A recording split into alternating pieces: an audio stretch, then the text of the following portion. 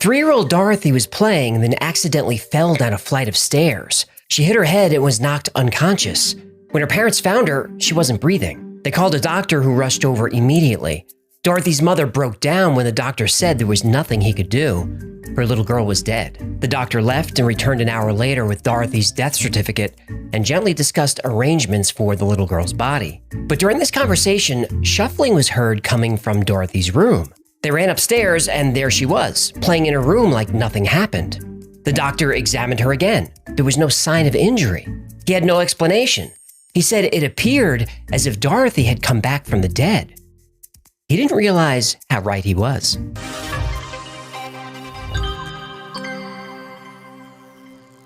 Dorothy Eady was born in London in 1904.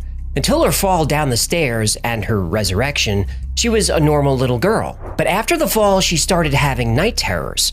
Her mother would wake her and Dorothy would tell her about the dream. She was living in a huge columned building surrounded by trees and green gardens. It was always the same dream, and Dorothy would tell her mother the same thing, "I want to go home." When her mother would tell her that she is home, Dorothy would become frustrated and depressed. Sometimes Dorothy's parents would find her pouting under the dining room table. They'd ask what's wrong, and it was always the same answer, "I want to go home." When she was asked where home was, Dorothy would say she didn't know, she just knew she wanted to get back there. After the fall, Dorothy would occasionally speak with a heavy foreign accent. This was so unsettling that Dorothy's parents had trouble finding a sitter. When Dorothy was 4, her parents planned a day at the British Museum. They couldn't find anyone to watch their daughter, so they brought her along. That's when things got really strange. As expected, 4-year-old Dorothy was bored in the museum. She moped, she dragged her feet, she acted like most 4-year-olds would act. But Dorothy's mood drastically changed when they reached the Egyptian exhibit. Dorothy was dazzled by the artifacts, but when she saw the Egyptian statues, she tore herself from her mother's grip and ran wildly through the halls. Dorothy was running from statue to statue, kissing their feet, and yelling at people for wearing shoes in the presence of gods. Dorothy's mother was mortified at her daughter's behavior, but then Dorothy suddenly stopped and became silent. Dorothy's parents found her in front of a glass case, frozen. She was staring at the face of an Egyptian mummy. Dorothy's mother picked her up, but she got upset. Then in a voice that sounded like an old woman, Dorothy said, "These are my people." It took Dorothy's parents a few hours to finally drag her out of the museum. But whenever the family had free time, they would go back to the Egyptian exhibit, the only place where Dorothy felt happy and peaceful. When Dorothy was 7, her father bought her a children's encyclopedia about ancient Egypt. Dorothy spent hours studying hieroglyphics with a magnifying glass. Her mother asked what she was doing. Dorothy would say, "I'm trying to remember." While reading a science magazine, Dorothy came across a picture of a temple built for the pharaoh Seti, father of Ramses the Great, in the town of Abydos. Dorothy was confused. She asked her mother where all the trees were and all the green gardens. Dorothy's mother asked her, "What is this place?" Dorothy smiled the biggest smile she ever had in her entire life and pointed to the picture of Seti's temple in Abydos and said, "Mama, this is my home." Children remembering their past lives is more common than most people think. There are thousands of documented cases, and these are just the cases that parents report. There are certainly thousands more cases where the parents are too confused or too embarrassed to report it. One interesting story happened in England in 1957. Sisters Joanna and Jacqueline Pollock, aged 11 and 6, were killed when a car lost control and hopped the curb. A year after the accident, the girls' mother, Florence Pollock, gave birth to twin girls. Jillian and Jennifer were identical twins, but they had different birthmarks. Jennifer had a birthmark on her waist that matched a birthmark that Jacqueline had before she died. Coincidence? She also had a scar on her forehead, just like Jacqueline did. When the twins were about 2 years old, they started asking for toys that belonged to their sisters, though they never saw the toys before. They would also become frightened at moving cars, yelling how the car is coming to get them. And the coincidences go on and on. During the Battle of Iwo Jima, the Japanese shot down American fighter pilot James Houston Jr. He died in the cockpit of the plane on March 3, 1945. Over 50 years later, 2-year-old James Leninger started having nightmares about being a fighter pilot crashing into the ocean and dying. When James was shown photos, he was able to name the kind of aircraft he flew. He knew the name of the aircraft carrier he was on. He could even name other men who served with him. at 2 years old, and all this information was verified to be true. One of my favorite cases of reincarnation is Ryan Hammond's. When Ryan was about 4 years old and playing by himself, he would pretend to direct movies. Ryan told his mother that he used to be a man who lived in Hollywood. Ryan's parents were Christian and serious about their faith. They didn't believe in reincarnation. But Ryan would often say, "I used to be somebody else. I used to be big, but now I'm little. I liked it better when I was big and I could go wherever I wanted to go.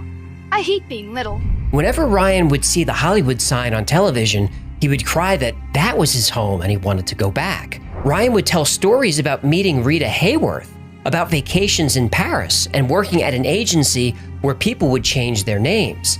This is not the typical banter of a 4-year-old.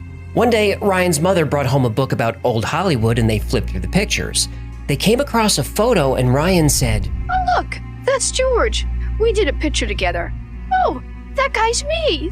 I found me." The other man in the picture was Marty Martin. He did know Rita Hayworth. He did vacation in Paris, and he did work at an agency where people would change their name. Ryan was right about all of it. Ryan even knew Marty used to dance on Broadway, how many sisters he had, how many children he had. Ryan even said his house was on a street that had the word rock in it. Marty Martin lived on Roxbury Drive. Marty's family was able to confirm 55 separate facts that Ryan got correct at 4 years old. In these 3 cases, like in almost every case, past life memories start around age 2 or 3 and end around age 5. Not so with Dorothy Eady. As she got older, her memories became more clear. It was just a matter of time before Dorothy Eady would find out who she really was 3,000 years ago. Dorothy Eady was very outspoken about reincarnation. She spoke about it openly and didn't care what anybody thought. Based. She was. And this was a problem for a teenage girl in the 1920s. Her parents tolerated what they thought was just an eccentricity, but other people weren't so forgiving. One Sunday afternoon, a priest showed up at the Eady's door. The priest said that Dorothy was no longer welcome at Sunday school. She had refused to sing a hymn that spoke poorly about Egypt. But the last straw was when Dorothy argued with the Sunday school teacher that Christianity was based on the old religion of Egypt. Yeah, but wasn't it? Well, that's debatable, but there's plenty of evidence that it was. And here come the comments from the Christians. Dorothy had been spending so much time in the British Museum that Egyptologist Sir E.A. Wallace Budge got to know her and started teaching her how to read hieroglyphics. Unsurprisingly, she picked it up very quickly, like freakishly quickly. Dorothy's dreams continued this whole time, though now that she knew what was happening, she wasn't frightened anymore. When Dorothy was about 15, she would wake up in the middle of the night almost every night. She heard the voice of a man named Hora, who asked her to write down everything he said. She would then go into a trance, neither sleeping nor awake, and scribble notes and hieroglyphics. When she woke up, she had no idea what she had written. It wasn't even her handwriting. And after a year of this, she had 70 handwritten pages.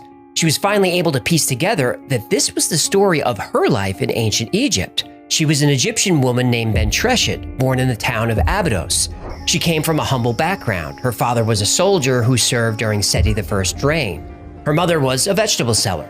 When Bentreshet was 2 years old, her mother died. Unable to care for her, Bentreshet's father placed her in the temple of Kom el Sultan, where she would be raised to become a priestess. When she was 12 years old, Bentreshet was given 2 choices. She could either leave the temple and go out into the world on her own, or become a consecrated virgin and stay at the temple. Bentreshet decided to take the vows. A few years later, she met Pharaoh Seti I, and they had an affair. When she became pregnant with the child of the pharaoh, she had no choice but to tell the high priest about her relationship with Seti I. The high priest told her that her sin against Isis was so severe that she would be tried and likely sentenced to death.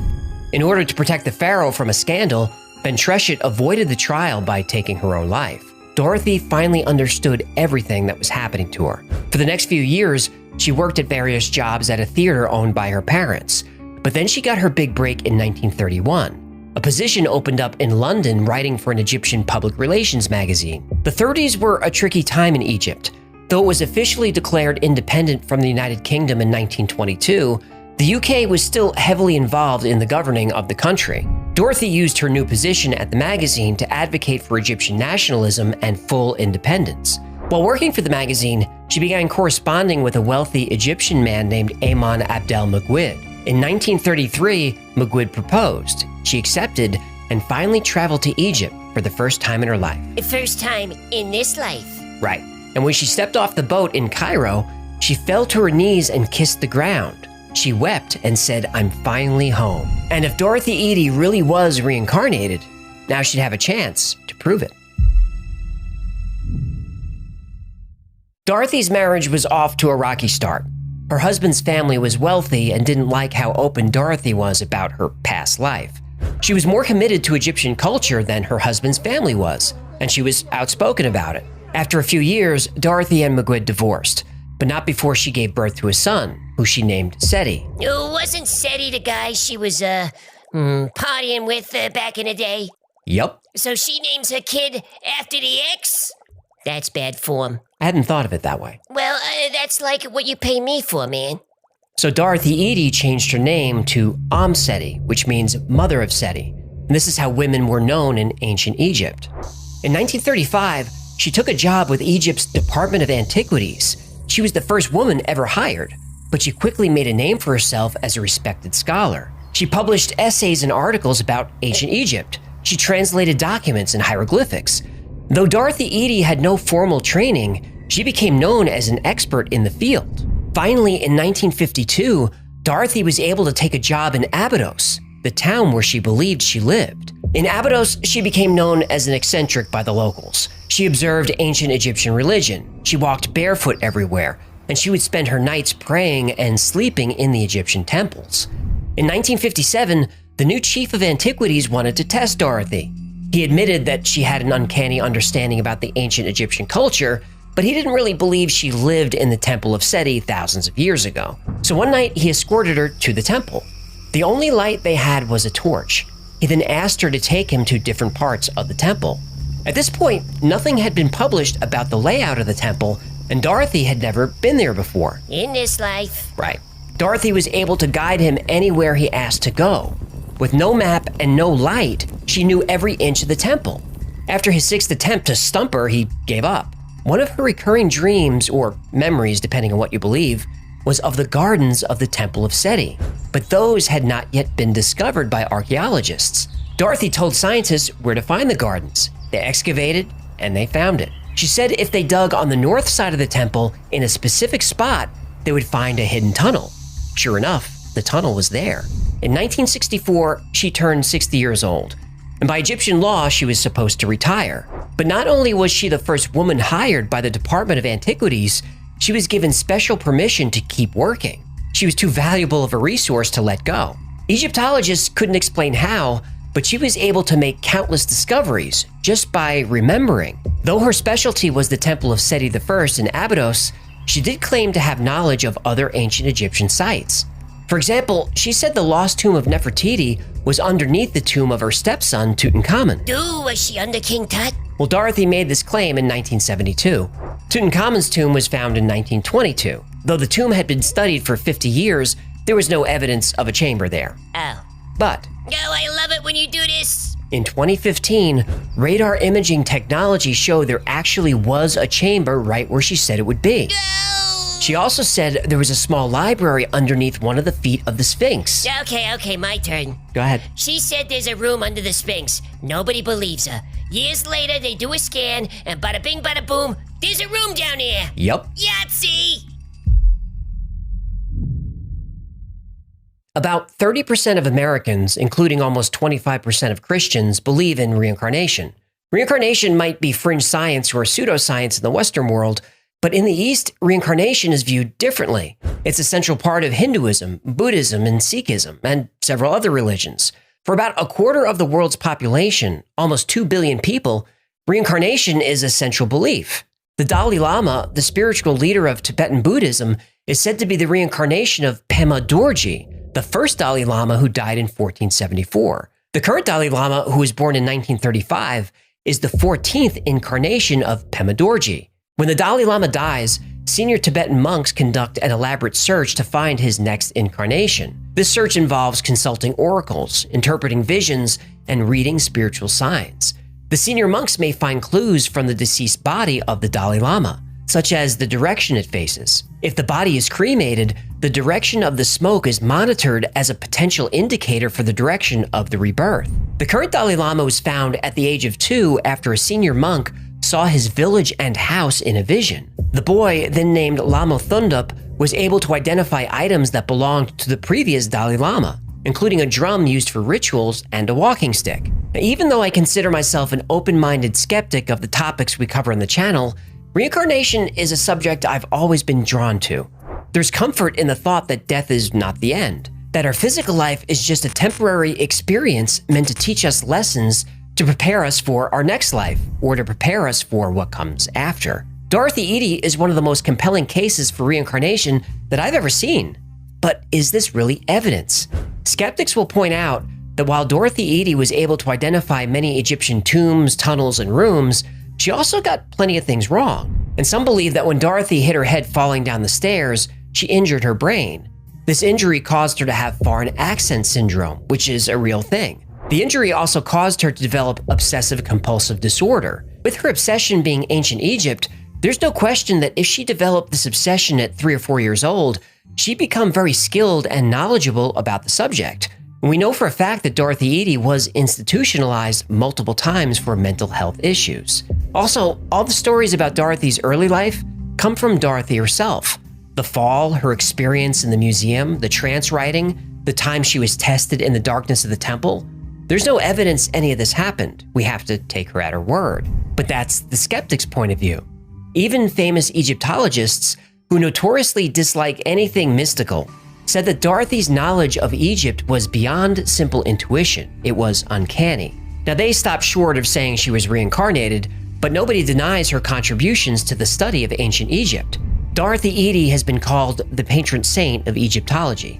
She lived out her remaining years near Abydos, walking distance to the Seti's temple, the place since childhood that she considered home. She finally died in 1981. But I can't help but wonder, is there a child out there somewhere right now having dreams and visions she can't explain? Visions of a green garden in the desert, visions of an oasis, once again, calling her home.